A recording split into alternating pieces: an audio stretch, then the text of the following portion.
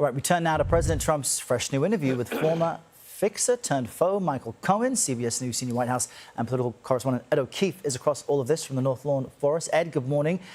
This seems like a surprise given their public feud, but they each want something out of this chat. What is it? Good morning.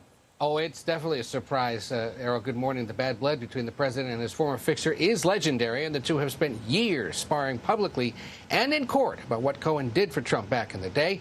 They appear to be moving on with a radio interview once thought unthinkable. You and I have obviously traveled a pretty rocky road together. A stunning, unexpected reunion between President Trump and his former fixer and personal attorney, Michael Cohen. Excerpts of the friendly interview released Thursday night made only passing reference to their turbulent history. They weaponized you. They weaponized a lot of people. And I respect the fact that you recanted everything you said. And that's a big thing that you did. Cohen began working for Trump in 2006 and once famously said he'd take a bullet for his boss. Cohen stayed with Trump through the 2016 election, but went on to serve time in prison for campaign finance violations related to payments he arranged to silence adult film star Stormy Daniels and former Playboy model Karen McDougal, who claimed they'd had sex with Trump. Trump has consistently denied those allegations. After getting out of prison, Cohen testified before Congress. Mr. Trump is a con man.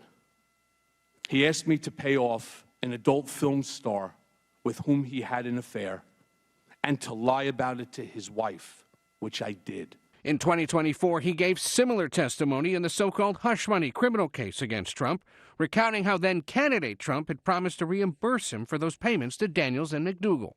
Trump was ultimately convicted on 34 counts of falsifying business records and is actively appealing.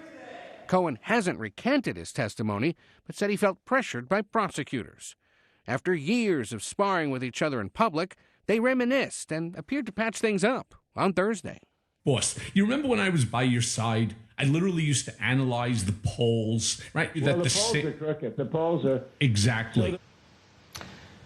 Cohen said earlier Thursday he'd resubmitted an application for a pardon and had yet to hear back from the White House. The rest of the interview is set to be released on Sunday, so we'll be waiting to hear if Cohen raises it directly with the president. Errol, you may be wondering why on earth would he be willing to reconcile with the president. Cohen says he's doing it essentially for his health and for his family, and that it's time to move on.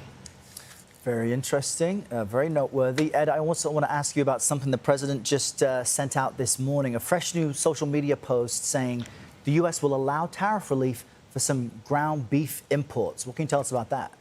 Yeah, details scant on this, but we know that this is something the White House has been considering for several months amid the concerns across the country about the price of things, especially groceries. This is designed, according to the president, to help bring down the cost of beef by allowing more imports in from the rest of the world. This will be debated, however, by the cattle industry and by others that say, look, there's already a fair amount of beef being imported from places like Australia, Brazil, Argentina, Canada, and elsewhere, and that you should perhaps focus a little more on American beef producers. There has been a downtick, however, in the size of the American herd, if you will, for a variety of reasons. The Trump administration will tell you it's because of Biden administration policies.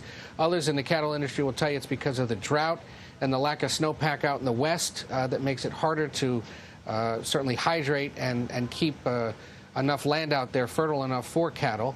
Either way, the president trying to step in here on a Friday with 75 days to go till the midterm elections to demonstrate to voters he's doing something to help drive down costs. All right, Ed, always appreciate your reporting. Get out there and enjoy your weekend. Thanks for your time. You too.